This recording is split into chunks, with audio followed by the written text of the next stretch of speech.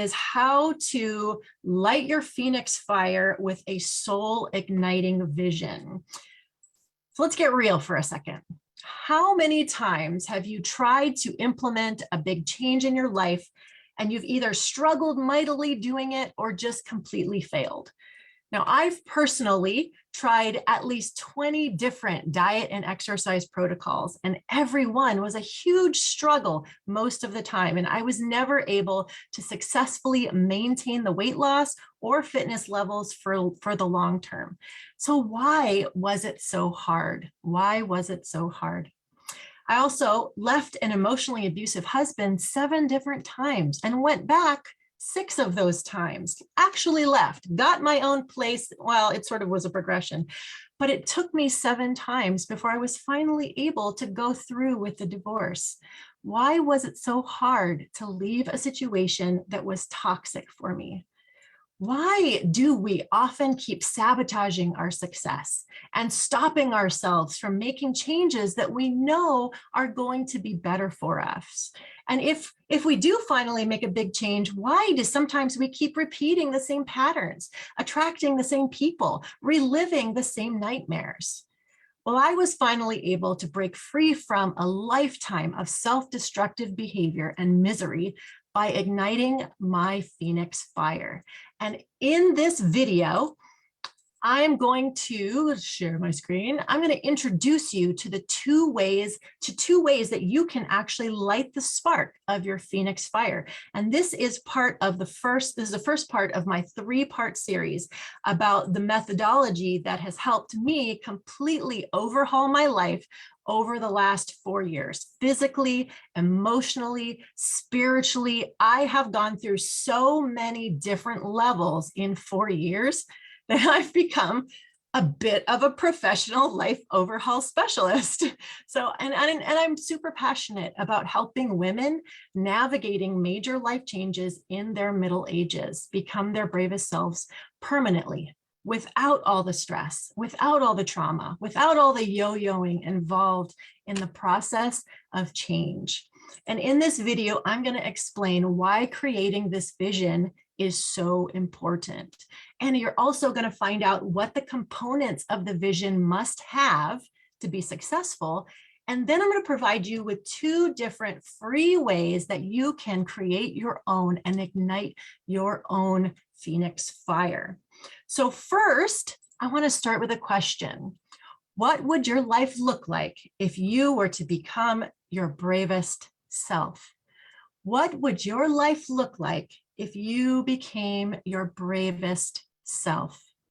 I want you to think about that for a moment. And if you're, either by Facebook or in the Zoom, give me some ideas. What do you think that your life might look like if you were to become your bravest self? If you were to be able to overcome your fears, step into all of your goals and dreams, what would it look like? Because that looks like something different for everybody, right? So take a second and just let me know, what does it look like for you? For me, it looked like freedom.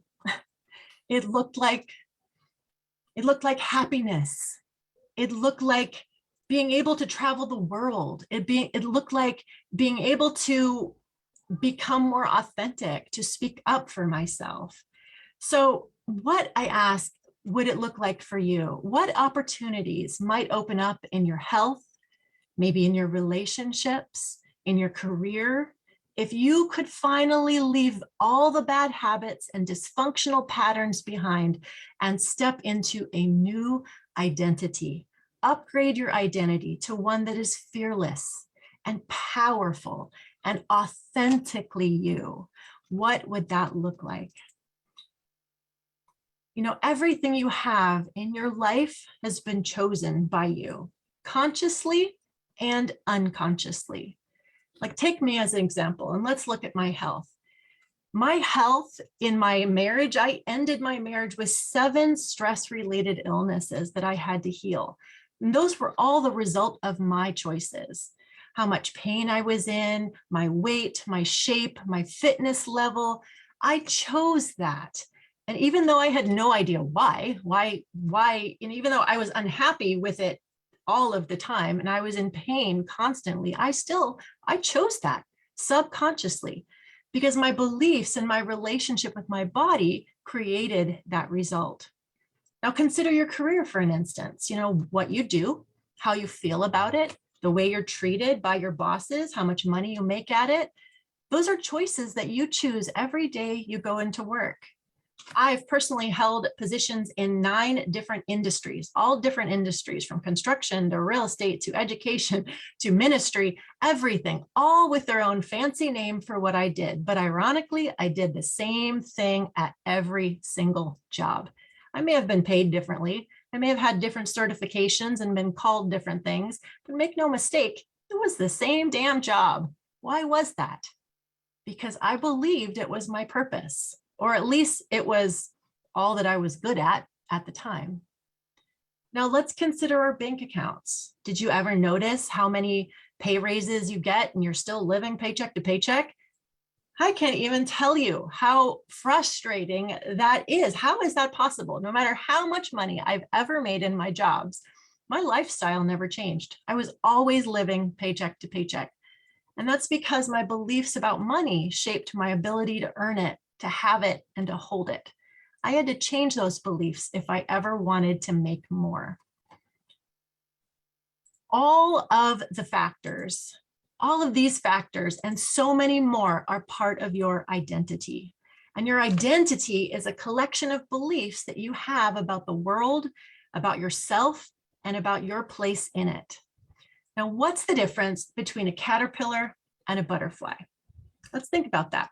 What do you think are the difference between a caterpillar and a butterfly? Go ahead and put into the chat section what you think is the difference between a caterpillar and a butterfly. Because physically, they're very different, right? They look different, they're different shaped, they move differently, they have different jobs to do and different goals for their life. They're 2 very different creatures, right? And yet they have exactly the same DNA, the exact same genetic structure, because the caterpillar has the ability to become a butterfly, to take on a completely new identity with new goals, new opportunities, and new purpose. But what starts this process? What starts this change? Well, technically, it's a choice to make a cocoon and undergo transformation. Caterpillars are gifted with a natural instinct that guides their decisions. They don't need to have a conscious brain. Oh, they're nothing but subconscious brains. For them, they don't ever have to ask themselves the question, what do I want? They just do what their instinct tells them. They don't have fear. They don't have ethics or morality. They don't even have pressure from their family and friends to conform to a certain mold. They know what they're supposed to become. To them, it's a non-issue. They just have to eat a bunch of food, spin a big cocoon, and then reinvent themselves. Wouldn't that be easy? Wouldn't that be nice? Wouldn't that be awesome if we could just spin a cocoon and reinvent ourselves better, just to have a do-over? Phoenixes, every one of us has a conscious desire to evolve. We all want to evolve. This is very normal. We all want to be more courageous. We all want to be prettier. We all want to be smarter. We all want to make more money and feel more happiness and find true love. We want these things on a conscious level. But subconsciously, do we believe that we can have it? Because there's a difference between a want and a wish. A want is something that we desire with our whole being. It's something that we can picture ourselves having, and the thought of it lights our very soul on fire. A wish is something that feels far off. It feels out of reach. It would be awesome to have, but if we're honest with ourselves, we don't really picture ourselves in that way. I had a really emotional conversation with my mom the other day. She's been doing Weight Watchers protocol for months now and was just voicing her frustration at not being able to break past a certain weight point. So, being a health coach, I naturally started asking her many of the questions that I used during my breakthrough sessions. And I asked her, what she wanted, and why it was important, and what it looked like, and how she would know when she had it. every answer she gave me was either a hypothetical answer or an answer given from the perspective of someone else. She'd say things like, well, all the experts, suggest that I lose around 50 pounds. Or she'd say, well, your dad used to say that I should be doing this, or I should look like this. No matter how many different ways I asked the same question, her answers never deviated from wish answers because they all felt detached from her. When I brought up this observation, she started going into all of the times she'd experienced failure throughout her life, trying to do different diets and exercise programs, and every time feeling guilt and shame for either not following through with them or going back to her old habits when they were finished. I wanted to cry because it was the same words that I had said for so long. I am crying. And I realized that my body image and my belief systems had been inherited from my mother. I then invited her to let me guide her through my 90-day program, the very steps, the very plan, the very everything that helped me reshape my body. But the resistance came straight away. Well, I don't have the money for that right now. I have to redo the windows in the living room. Or, I don't want somebody to police me every day and you live with me, so you would just be judging me and criticizing every little thing that I did.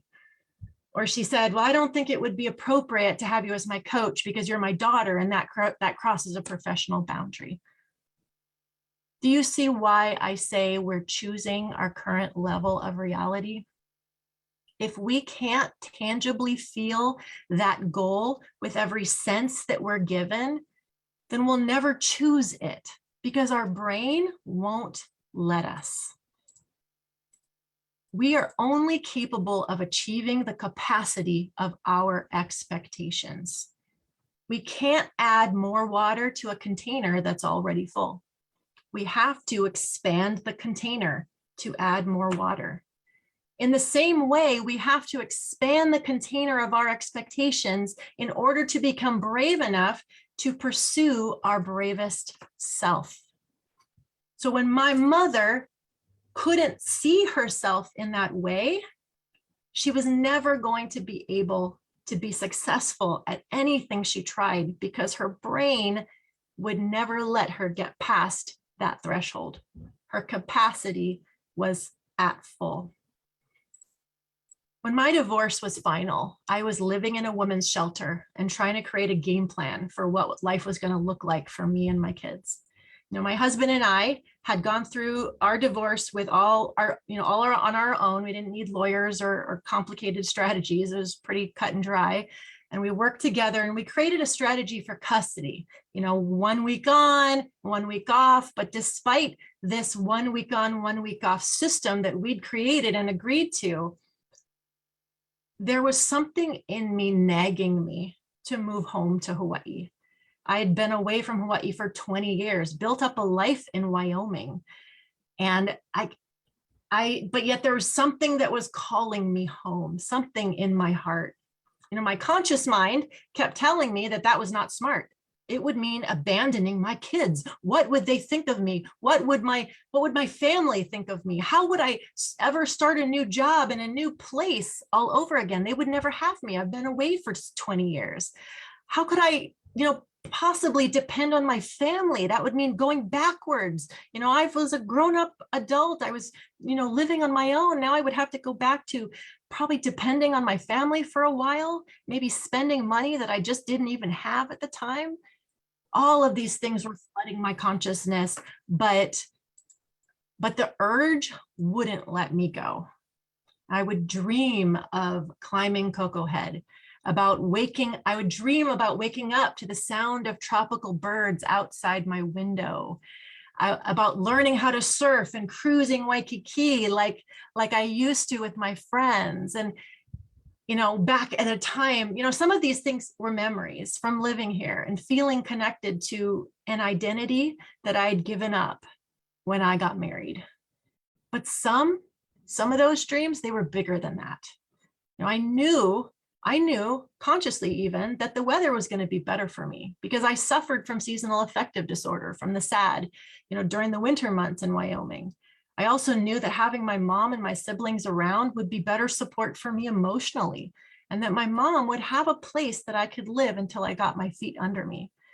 Each time I would think about that dream, it just got clearer and clearer and clearer. And the more and more I did it, the more and more it was like the voice of God in my life.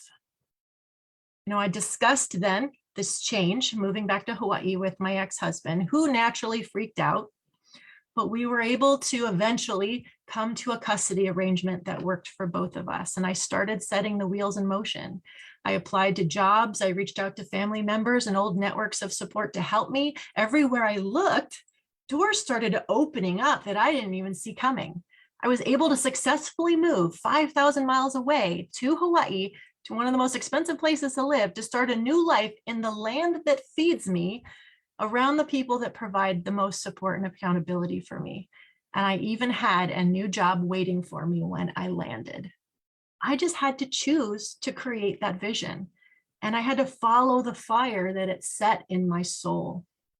After moving here, a new level opened up for me to fix my health, to detox from 7 stress-related illnesses that I was taking medication for at the time. And I wanted to be medication and pain-free. After I decided what that looked like and how that was going to play out and why that was important to me, I was able to make that happen within the first year and a half. And then after that, a new vision opened up for me to get out of debt, to pay off my car, to get my own apartment. Sure enough, I was able then to do that. The plan was not always clear. How I was going to get there, sometimes I had to pivot along the way, but the vision, the ultimate goal, was still very clear. And my reasons for wanting it never once wavered. That spark never failed me. Every vision has to have 2 things in order to be successful. It has to be clear and have details, and it has to be compelling, and it has to be emotional. Compelling means it has to draw you toward it.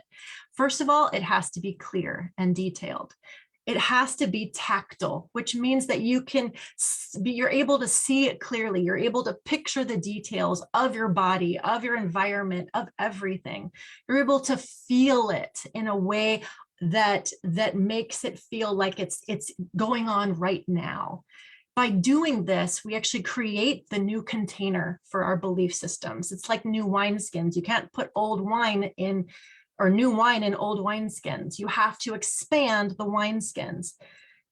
I had to create those new wineskins by seeing and picturing the details of everything that I wanted. And those wineskins, those containers became the new reality for what I wanted. Because here's the truth, our brains cannot tell the difference between reality and fantasy on a subconscious level. Our conscious mind knows the difference, but on a subconscious level, by picturing and ruminating over the idea of moving home, my brain believed it was already happening. It grew the wineskin of my consciousness so that I could choose actions and behaviors that aligned with this new level that I was creating in my head. You have to almost be able to touch and taste it for it to be clear enough to become emotional. Compelling and emotional. It must be connected to your emotions. You must feel emotionally pulled toward it. Like in my story, I wanted so bad that I wanted to move to Hawaii so bad and climb Coco Head so bad. I put up pictures on my vision board, which was the entire wall around the foot of my bed. I would dream about it at night. I would daydream during the day. I would even surf the internet looking at pictures of Hawaii while I was at work. Don't tell my boss. My emotions were sold on this goal. And even though I didn't know how I was going to make it happen, I didn't know how I was going to afford the plane ticket, get the money, the job, the living arrangements. I didn't know any of that. I just knew that I had to make it happen because living in my current existence wasn't good enough anymore. I felt empty. My container had grown and my reality was no longer filling it. These are the 2 things that a vision needs to light your Phoenix fire. And I would like to walk you through 2 complementary ways that we do that here at Phoenix Over 40. The first way is my Firestarter Framework. This is a physical booklet that I created that helps get the creative juices flowing. First, it starts by thinking about what you don't want anymore in your life. And I start here because it's often far easier for people to see the negative things than to vision the positive, especially when you're really at your rock bottom. When I started, I was depressed. I was living in a women's shelter at a job that was paying $14 an hour. I was all alone in the dead of winter. All I could see were the things that I didn't want. I knew what I didn't want. And so in step one, you get an opportunity to just vent out all of the things that you're sick of, all the things that you want to change in your life. And then you move on to step two. This is where you begin setting up your vision. You're going to start with a guided meditation that I have attached to the document that helps you ground into the present moment and create a mental picture of what your bravest self looks like in 3 to 5 years down the road. Then after that meditation, you start answering questions that help you write that vision down. It starts with short, specific questions. And then in the end, you get to take all those answers and just start free writing and putting it all together into like a journal entry, into painting a picture of yourself for your 3 to 5 year goal. After that, we create a future we fear. Now, it may seem like a bit of a downer to write about awesome, happy stuff and be at the top of the mountain and then write about negative stuff again. But this isn't asking you to vent about what's going on wrong now. It's asking you to picture what your future would be like if you didn't take action today, if you didn't change your current circumstances, if your trajectory stayed the same and you didn't start going in that new direction. And there are a few question prompts involved in that, and then a free write section for you to just start spewing all of that out as well. I like to give people both the options of answering specific questions and free writing, because I believe that once you get into the free writing section, your brain starts really opening up more. And after that, it's step 4. This is where, you have now cultivated a sense of urgency. That's why you're looking at the future if you didn't change it. And it starts to cultivate in you emotions, that sense of urgency, that emotion that you need to ignite your fire. You then take your 3 to 5 year vision, your big vision, and you break it down into 1 year chunks. What would it look like in 1 year if you did change your trajectory and start moving towards that bravest self? At this point, things should start getting a little more detailed, a little more measurable. You'll be able to see it a little clearer. It's like tuning in on those binoculars. And then we go into step 5, where this is our even clearer. This is where we take that 1 year goal and we chunk it, we divide it by 3, and we chunk it down into 12-week goal or 90-day goal. And I like to break down goals into 3-month chunks, because studies have shown that we're more likely to maintain that sense of urgency and that energy when a finish line is in sight. It's like running cross-country race. Most of the time you can't see the finish line. You're just running through the woods, you're running on the track, you're following the signs. But when you finally come around that final stretch and you see the finish line, there's this huge mental burst of energy that just ignites. And that's when the runners pull all of the reserves that they've been storing back and they kick themselves to finish the race strong. Same thing here. Breaking your year goal into 3-month chunks allows you to focus on a shorter period of time that makes that goal more measurable, more achievable, and creates a game plan for it a little easier and gives you that energy to push and kick yourself across that finish line. It's a Google document, so you'll just go to it. You'll actually make a copy, and then you will download it into your Google folders, or you can download it directly to your computer. Either way, it's right there for you to download, and then you can start working on lighting your fire. Now, if you're like me and just typing things down and even journaling isn't enough to get that vision into clear focus, I don't know about you, but I suffer with ADHD, so it's really difficult sometimes for me to sit for long periods of time and concentrate on typing something or concentrate on writing something because my brain starts bouncing off the walls. If you're like me and you know that you might need to bounce ideas off of other people and get their feedback in order to create that clear vision and really like suss it out, if this is true for you, then you're also able to set up a free breakthrough session with me to sort of go through a very special type of coaching call. Now, let me explain what it is. And this can really help a lot of people. So a breakthrough, it's called a breakthrough call because you literally break through the mental clutter and the fogginess to discover your subconscious motivations. The call is about 45 to 60 minutes, and it's a coaching session where I guide you through just a series of questions to help bring the full details of your vision into focus. I don't give advice, I ask questions. Okay. Now in these calls, I ask very specific questions, and sometimes I ask them in the same question in a lot of different ways, because if the initial answer isn't clear enough, I know that. And so putting it in a different way might help to sort of like shake loose some of the things that your brain might be holding back or not trying to reveal to you. So it's like a really powerful way to really get into the deep recesses of your subconscious mind. I also ask questions during the session to help identify barriers. These are the things, internal and external, that are keeping you stuck in your current level of reality. I'm trying to map out your container. I'm trying to see exactly how big it is and whether there's any space and how much it's going to take to get it to grow. Again, these questions sometimes feel repetitive too, because I end up asking the same question a lot of different ways, but they're extremely enlightening and can help you see things that you had not been seeing are actually holding you back. Now, sometimes I even choose to go through a specific exercise or a visualization technique to help gain even more clarity, because again, using different techniques stimulates different areas of the brain and can unlock hidden beliefs in a new way. By the end of the breakthrough session, your vision, your motivation, your obstacles, they're all super clear, and you know exactly where you need to begin. I am a bit of a professional at overhauling life. I am a life overhaul specialist. As a certified health and life coach, my goal is to empower women to rise from their ashes happier, healthier, and hotter, to up-level their identity, to expand that container and become their bravest self. Now, I believe that if you can see that first step clearly, you will be able to create anything you want. So I encourage you to reach out to me in either of these two ways, and let's get you seeing that first step clearly.